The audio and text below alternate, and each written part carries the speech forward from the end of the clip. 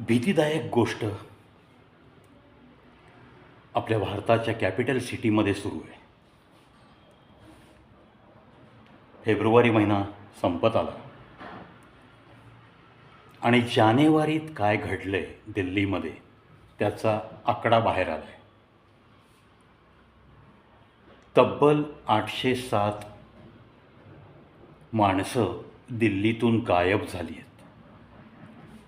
Kidnap झाली आहेत, पळवली गेली आहेत. याच्यामध्ये लहान मुलं आहेत, लहान मुली आहेत, तरुणी आहेत, बायका आहेत, मध्यमवयीन बायका आहेत.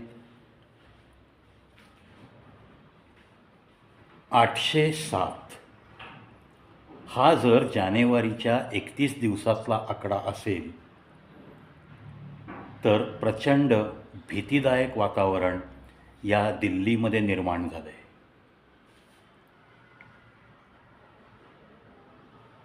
भारत देशातूनच अशी माणसं गायब होत आहेत आणि त्यांचा काही छडा लागत नाही. तुरळक प्रकरणं नंतर सापडतात. नक्की काय चाललंय मग?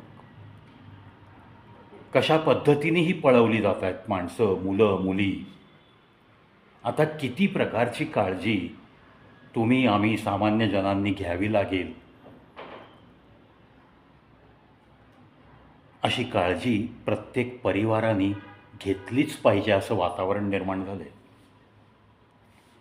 शाळेत जाणारा मुलगा, शाळेत जाणारी मुलगी जर त्यांना सोडायला आणायला जाणारं कोणीही नसेल तर त्यांना रस्त्यामध्ये सुद्धा CCTVचं कितीही जाळं असलं तरी हे प्रत्येक गावात, प्रत्येक शहरात तितकंसं प्रबळ जाळं नाही आहे.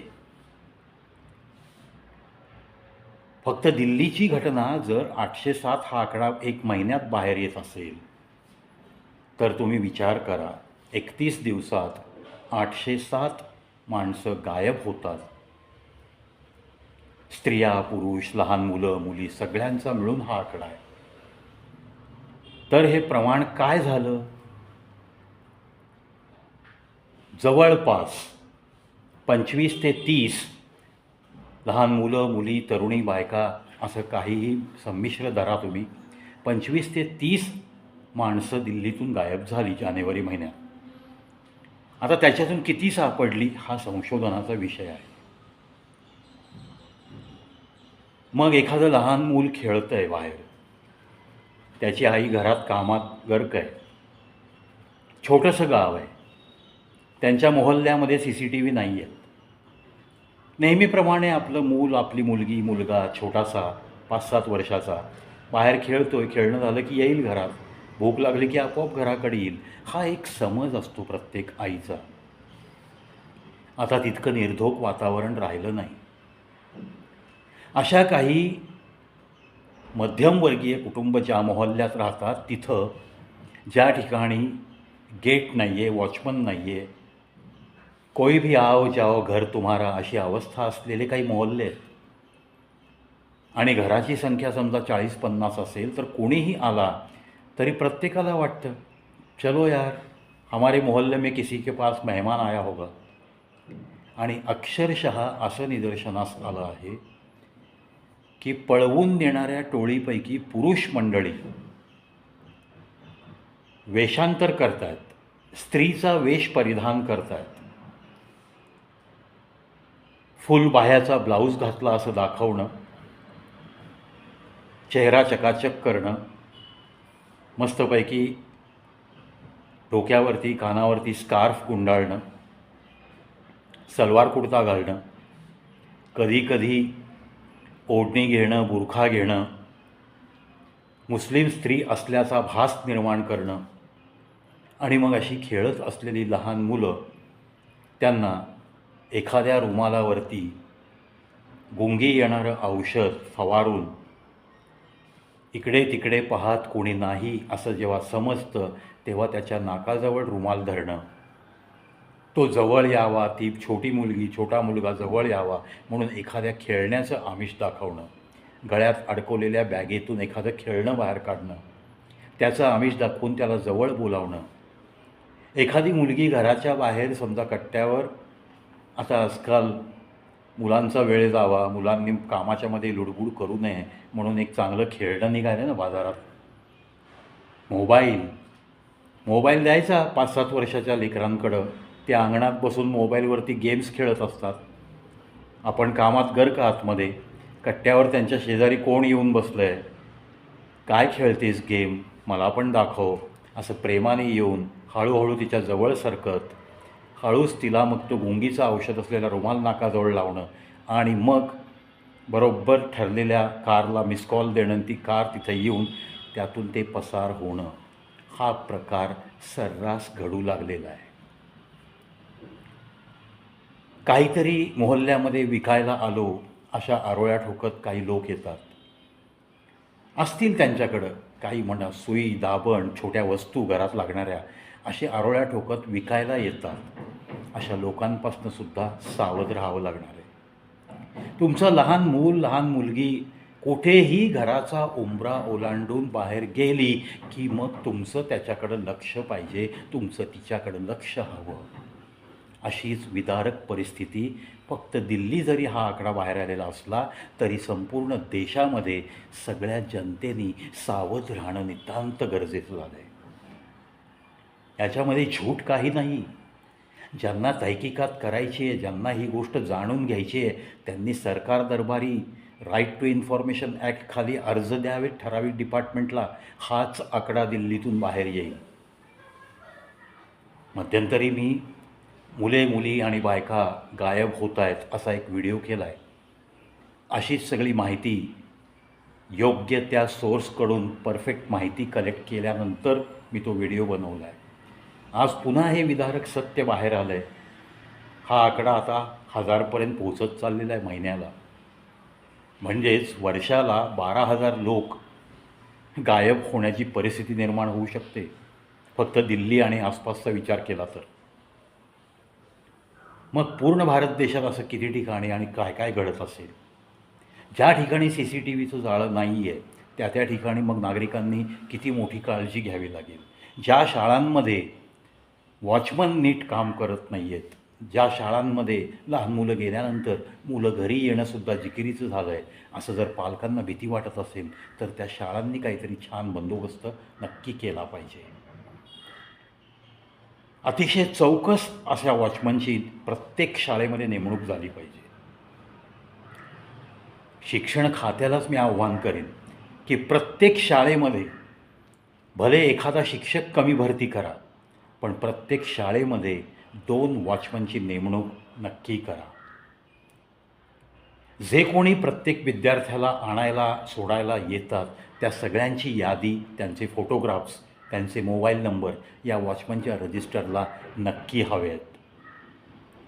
आणि ती व्यक्ती आल्यानंतरच शाळा सुटल्यावर त्या विद्यार्थ्याला त्यांच्याच ते ठरलेली माणसंच घरी घेऊन जात आहेत का याची पडताळणी प्रत्येक वॉचमनने डोळ्यात तेल घालून करणंही गरजेचं आहे. जी मुलं मुली शाळा जवळ आहे या सबबीखाली समजा 500 मीटर, 1 किलोमीटर चालत जात आहेत, त्या विद्यार्थ्यांनी एकटं दुकटं चालत जाऊ नये, ग्रुपनी जावं अशी विनंती करतो. त्यांच्या पालकांनी त्यांना तशी समजूत काढावी, समजावून सांगावं. ज्या तरुणी बाहेर जात आहेत घरातून, एकतर प्लेन माइंड पाहिजे. कोणतीही गोष्ट आईबापांपासनं न लपवता तुम्हाला जीवन जगता आलं पाहिजे. तुम्ही कुठे चाललात, कोणाबरोबर चाललात, किती वेळाने परत येणार आहात, ही इन्फॉर्मेशन तुम्ही तुमच्या पालकांना, तुमच्या जन्मदात्या आईवडिलांना देण्यासाठी लाज कसली वाटावी. आईवडिलांच्या अप्रोक्ष छुपे धंदे जरी करत असाल तरी तुमच्या जीवाला धोका असू शकतो.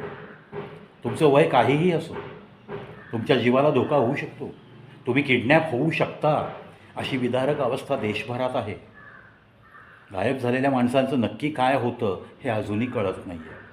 केरळा स्टोरी पाहिला आपण, गायब झालेल्या मुली अतिरेक्यांना पुरवल्या जातात वगैरे वगैरे. That was the central theme of that film. कशा पद्धतीने मग इतर धर्मियांच्या मुलींना जाळ्यात ओढलं जातं, त्यांचा मग कसा सप्लाय होतो असं सांगणारे फिल्म बनत आहेत. सत्य घटनेवर आधारित पिक्चर्स बनत असतात. एखादी कादंबरी सत्य घटनेवर आधारित असते, नावं बदलून लिहिली जाते, पण त्याच्यातून बोध घेणं हे काही शिकत नाही आहे समाज, याचा मात्र मला खूप खेद वाटतो. एखाद्या घरची तरुणी जेव्हा गायब होते ना, त्या घरातला सन्नाटा कधी अनुभवला आहे? मी पाहिला आहे तो सन्नाटा. मी पाहिलं आहे ते दुःख. मी पाहिलं आहे त्या आईबापाचा आकांत. त्या कुटुंबियांना हे दुःख माहिती असतं. मग त्या अशा दुःखी कुटुंबांच्या रांगेत तुम्हाला जाऊन बसायचं नसेल तर तुम्ही डोळ्यात तेल घालून आपल्या आपल्या घरच्या मुलामुलींची काळजी घेणं, त्यांच्या सतत संपर्कात राहणं, ते कुठं गेले आहेत त्यांच्या मोबाईलवरनं त्यांचं लोकेशन तुम्हाला कळणं, ह्याच्यासाठी वेगवेगळी ॲप्स अवेलेबल आहेत. ती ॲप्स तुमच्या मोबाईलमध्ये हवी आहेत. मुलामुलींच्या मोबाईलमध्ये असे काही नंबर हवे आहेत जे की इमर्जन्सी नंबर म्हणून पोलीस प्रशासनाने डिक्लेअर केलेले असतात.